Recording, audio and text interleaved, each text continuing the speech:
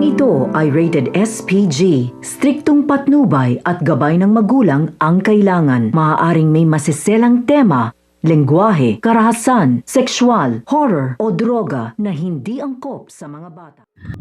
Patuloy ang pagpapanggap nito ni Gargan bilang Elmo na kung saan unti-unti ng araw niyang nakukuha ang loob nga nito ni Tera.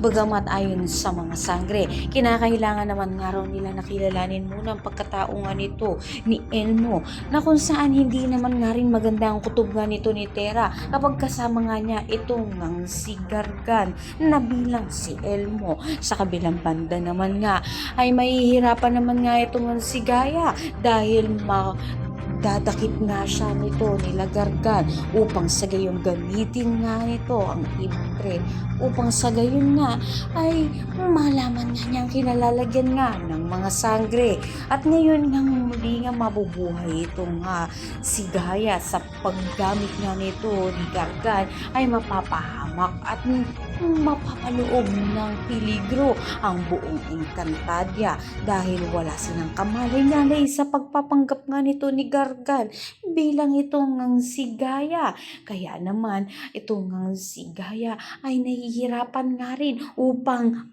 sabihin ang kanyang kalagayan kina Danaya at kay Tera.